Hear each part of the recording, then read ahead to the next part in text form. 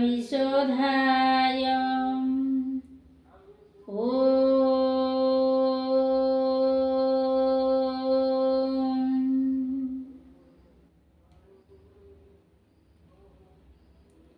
एथु अंतरे कथा शुण द्विज अग्रते काढ़ गण कहती जमदंड कथा पापी जनकर व्यवस्था हे विप्र शुण एक मुनि संसारे छंती जेहु जने श्री गुरु चरण न सेवी जगत नाथ रे ओहावी उत्तम जन दूर करी जुजन मेले दिन हरि गुरु निंदुक गुरु द्रोही गुरु विषये गर्भ बही एमंत पापी जेबे मरी ता प्राण पेत पिंडे भरी तुरीते धरी घेनी आसु नासा श्रवण बेगे नासु शेरंद्रे लोह किड़ा मारी नरके निवेशु बांधी करी जाबो तो जमो अधिकारे ताबो तो थाई नरक घोरे से नरक नाम कुंभी पाक अति दुर्गंध दुरात्मक अशेष मोहा पापी जने कृमि शरीरे से ही स्थाने अछंती कोटि कोटि होई श्रेष्ठ पापींक तनु खाई एबे हो शुण द्विज वर अग्नि न सेवे जेहु नर ताहाकु दशा अछि जेते से कथा शुण एक चिते अग्नि जे स्वयं नारायण संसारे परम कारण जगत निस्तार पाई विजय अछंती मूर्ति होई चर अचर सर्वभूते प्रत्येके प्रकाश जगते जे ब्रह्मा अग्नि दोष करी नरे संसारु जाती तरी जेणे अनड़ होए दोष कहिबा तहिर संदेश जे अग्नि प्रकाश जगते विप्र पूजिब गृहागृते आवर जेते नर नारी जठर अग्नि दोष करी क्षुधार्थ जनि देई अन्न स्थावरे देव जलो दान आपना शक्ति अनुक्रमे अग्नि पूजिब यथा धर्मे एमंत न करी जे जन आपना सुखे बंचे दिन दरिद्र जने दया नाही ताहांकु बोली अग्निद्रोही से पाप अंत काले पशी आंभ दंडरे हुए धसी ए पापी बेनी कर काटी तपत चिकणी आहुटी सुली पुराई तार मुंडे पकाऊ देई नरक कुंडे से नरक रौरव नाम नड़ तेज घोरतम अति दुर्गंध धूममय से नरके पोड़ी पापी कायम तक्षणे से लांगुल रूपे घोर नरक अनुतापे क्षुधा नळे जळे पेट बादाग्नि जेन्हे तरु क्रोट सेही प्रकारे क्षुधा दुख केओवा तांकु देव भिख किछि न पारोई खाई कांदोई घोर नरके थाई संसारे थाउ जेते दंड तेते बरस नरक कुंड अति कठोरे पड़ी थाई तहु स्थावर देह पाई षड़ ऋतुर ताप सही वन नळे देह बही ଏମନ୍ତ ଶତ ଜନ୍ମ ଯାଏ ମନୁଷ୍ୟ ଦେହ କେବେ ପାଇ ବିପ୍ର ଏ ସ୍ୱୟଂ ବିଷ୍ଣୁ ହୁଏ ତାର ଅପରାଧ କେତୁ ହୁଏ। ଉତ୍ତମ ଦ୍ରବ୍ୟ ବିପ୍ର କରେ ନ ଦେଲେ ନ ସେବେ ପୟରେ ବ୍ରାହ୍ମଣ ବଚନ ନ କରି ମୂର୍ଖ ସ୍ୱଭାବେ ନିନ୍ଦା କରି ଏମନ୍ତ ପାପୀ ଆମ୍ଭେ ଆଣି ଗୋଚର୍ମେ ବାନ୍ଧି ପାଦ ପାଣି ବେନି ନୟନ ତାର ତାଡ଼ି ମୁଣ୍ଡେ ପ୍ରହାର ଲୁହା ବାଡ଼ି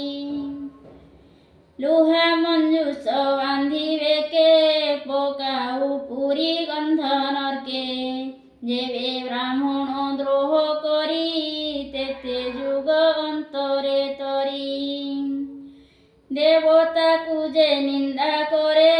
ସେ ପ୍ରାଣୀ ପ୍ରେତ ଧନୁ ଧରେ ତପତ କର୍ଦ୍ଦମ ନରକେ ତାଙ୍କୁ ପକାଉ ଯମ ଲୋକେ ତାଙ୍କ କୁକୁର ଶିବା ବେଳେ ପାପୀଙ୍କି ଖାଉଥାନ୍ତି ବଳେ ଯାବତ ଥିବେ ପାପୀ ଲୋକେ ତାବତ ପଡ଼ିଥାଏ ନର୍କେ ଯେ ଗୋରୁ ପଶି କରେ ହେଳା ହଜିଲେ ନ କରେ ଶଙ୍ଖଳା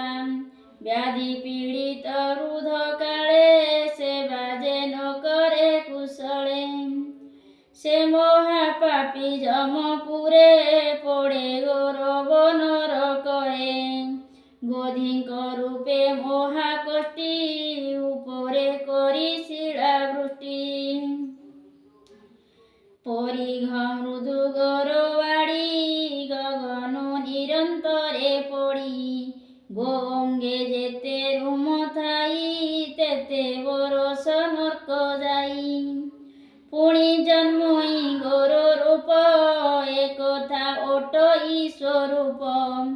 ଅତିଥି ଯାର ଗୃହ ଆସେ ସର୍ବଦା ଚଳଇ ନିରାସେ ଅନ୍ନ ଦେବାକୁ ଶକ୍ତି ଥାଇ ନିରାଶ କରିବା ହୁଡ଼ାଇ ସେ ଗୃହ ଧର୍ମ ଥାଇ ଯେତେ ଗମଇ ଅତିଥି ସଙ୍ଗତେ ଯେ ଗୃହୀ ଅନ୍ତକାଳେ ଆସି ଶିମୁଳି ବୃକ୍ଷ ତଳେ ବସି ଭିକ୍ଷୁକ ରୂପ ଧରି ଦୁଃଖ ଅନ୍ନ ମାଗଇ ଅତି ଭୋକ ଏ ଯେ ନିରାଶ ଯମପୁରୀ ଯେ ତାଙ୍କୁ ଦେବ ଅନ୍ନ ବାରି ଦେଇ ନଥିଲେ ପାଇ ନାହିଁ ସକଳ ଶାସ୍ତ୍ର ଏହା କହି ଅଧିକ ଦଣ୍ଡ ଅଛି ଯେତେ କହିବା ଶୁଣ ଏକ ଚିତେ ଅତିଥି ଅବକତ ଯେହୁ ଅତି ଅଭାଗ୍ୟବାନ ସେହୁ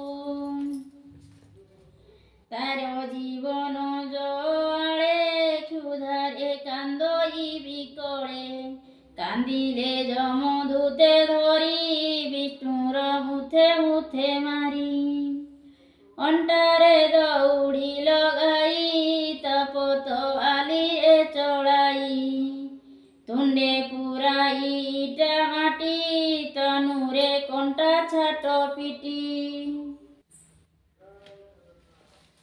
ଏମନ୍ତେ ନାନା ଦଣ୍ଡ ଦେଇ ନରକେ ନିବେଶନ୍ତି ନେଇ ନାରକ ନାମୀ ଦୁଷ୍ଟ ଆସି ଅବନରତେ ବହି ଆସି ସେ ଆସି ଧାରେ ପାପ ଦେହେ ନିରତେ କାନ୍ଦୁଥାନ୍ତି କହେ ଏମନ୍ତ ଅଗ୍ନିଦ୍ରୋହୀ ନର ଏଥୁ ଅନ୍ତରେ ହୁଏ ପାର ଯେ ପୁତ୍ର ପତ୍ନୀ ସେ ବି ବଞ୍ଚେ ଧର୍ମ ନ କରି ଧନ ସଞ୍ଚେ ସେ ଜନ୍ମ ମୃତ୍ୟୁ ମୂଳେ ଯେତେ ତପୁ ଅଙ୍ଗାର ହୁଏ ତେତେ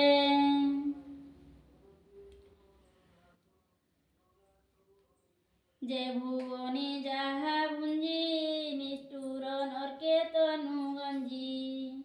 ପୁତ୍ର ଜନ୍ମ ପାଏ ବଂଶେ ସେ ନର ଥାଇ ନର୍କ ବାସେ ଯେ ଜନ ଅବିବେକ ପୁଣି ଭୃତ୍ୟ ତାକୁ ଦଣ୍ଡେ ଅକାରଣେ ତାର ଜୀବନ ଅନ୍ତକାଳେ ପକାଉ ହେମ ନର୍କସ୍ଥଳେ। ନଦୀରେ କପଟ କୁମ୍ଭୀର ମତ୍ସ୍ୟ ମଗର ସୁସମ୍ବର ତଦନ୍ତ ଜଳଚର ଯିବେ ପାପୀକୁ ଖାଉଥାନ୍ତି ସର୍ବେ। ସେ ପୁଣି 3 ଯୁଗ ଗଲେ କିଞ୍ଚିତ ଧର୍ମ ତାର ଥିଲେ ଏରକୁ ହୁଅ ଇନିସ୍ତାର ଏବେ ହୋ ଶୁଣ ଦ୍ୱିଜବର।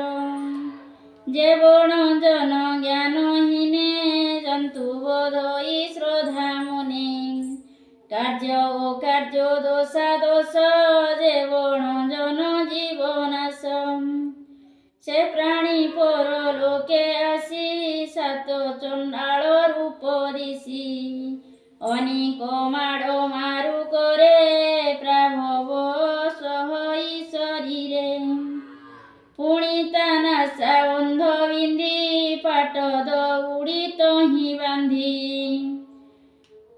ବନଶୀ କଣ୍ଟା କଣ୍ଠେ ଭରି ଗଳାରେ ବାନ୍ଧି ଯତ୍ନ କରି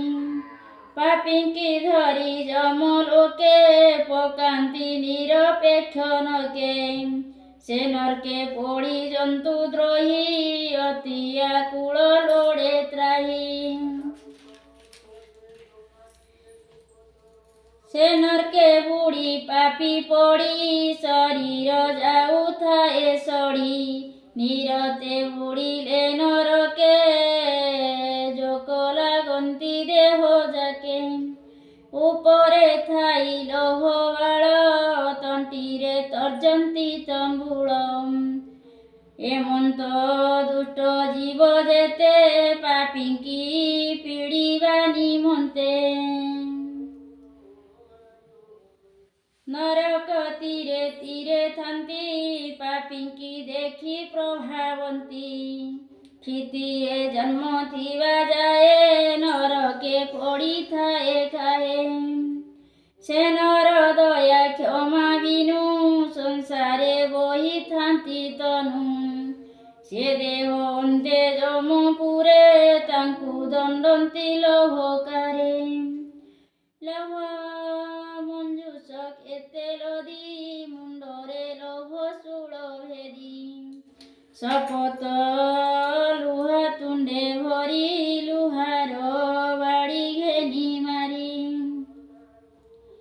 ଚରଣେ ଲହ ଫାଶ ଦେଇ ଲହ ମଞ୍ଜୁଷା ମଧ୍ୟେ ନେଇ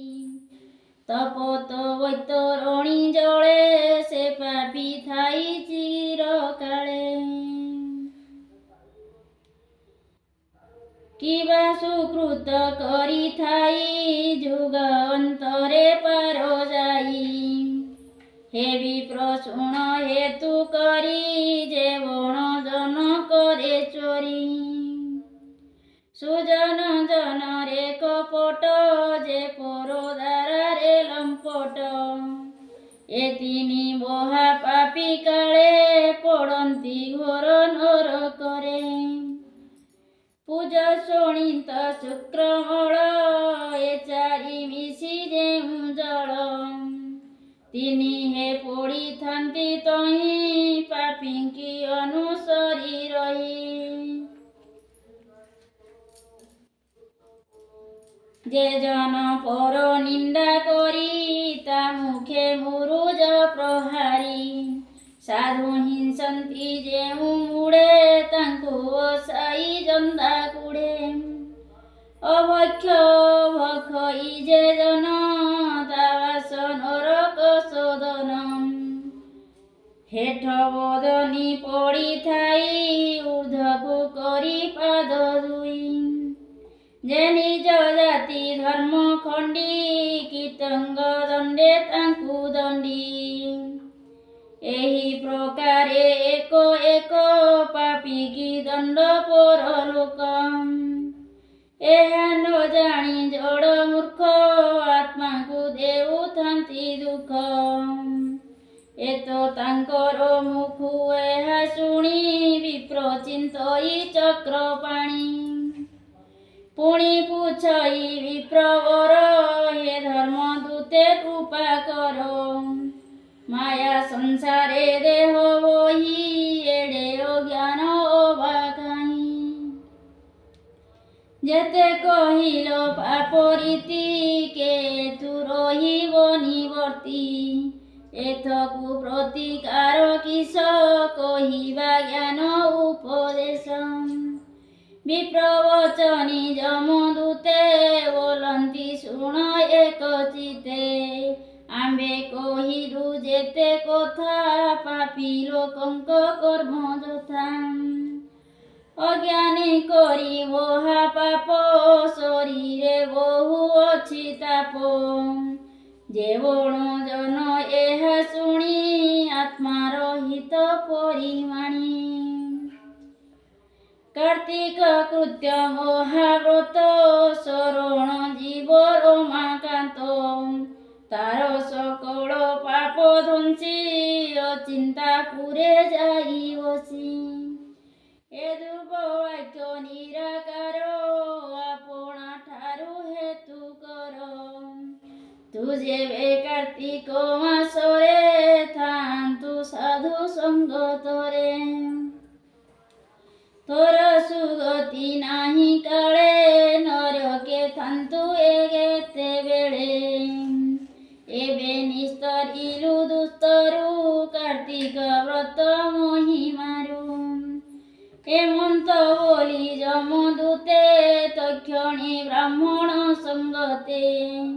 मिलिले जंतुपति आगे विप्रंकु देखी अनुरागे जम बोलंती दिज शुणा तुम्भर अछि एडे गुण मुहि न जानी कली दोष तुम्भे जे मोहत पुरुष मो दोष न घेनिब मुने एबे शुणिबा सावधाने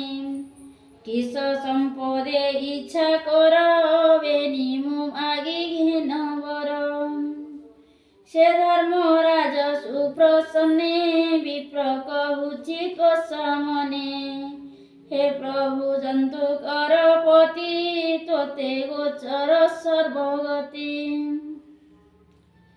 सकल धर्म कर्म जाणु प्राणी कर्म परिमाणु तुझे भक्ति जारे बहु से उन्न मार्गे जीवतम एबे तू कर मोते दया जे देह परे नाही माया सेही स्वरूप मोते कर जन्म मरणे मोर डर एणु नहिब मोर देह देह बिगिले लागे मोह मोहर लोभ हुए जात लोभरु अशेष पापग्रस्त पाप सकाशु जन्म मृत्यु केही न जाने एथे हेतु मु एहा अनुभव जानी तुम्भकु कहु अछि पुणी जात होइब जनि द्वारे रहिब पर उपकारे एमंत आज्ञा दिय मते जेबे सुदया कर चिते विप्रवचने जंतुपति बोलई देवा एहि मति एबे हे यक्ष लोकर सहस्र जुग भोग पाम अपूर्व दिव्य रूप धरी विलसी धनपति श्री तद अंतरे मध्यपुरे आसिबु जन उपकारे नदी स्वरूप मध्यस्थले रहिबु सुशीतल जले सरजु नामे पुण्य तीर्थे स्नाने प्राणिक मनोरथे होइब सर्व कार्य सिद्धि पुणित तीर्थे दयानिधि अयोध्या नामे पुण्य क्षेत्र श्रीराम नामे हेब ख्यात जात होइबे नर होई एके चतुर्धा रूप धरी लक्ष्मी जे सीता नाम बही तोर निकटे थिबे रही तो जल स्नान पान करी आनंदे लक्ष्मी नर हरि तोते मुक्ति गति देवे समये सुख भुंज एवे एमंत जतुपति वाणी पुष्ट विमाने से ही क्षणी विप्र गमिले जाक्षपुरे गंधर्व गण संगतरे अलकापुरे हेला जाई रहिले दिव भोग पाई सुनंग देवी सत्यभामा हेमंत कार्तिक महिमा नयने देखी धनेश्वर शेष दुख हेला पार जे जन ए व्रत विश्वासे ता भृत्य महादेव दासे इति श्री पद्म पुराणे उत्तराखंडे कार्तिक महात्मा धनेश्वर विप्र मोक्षणी नाम पंचविंशोऽध्यायः।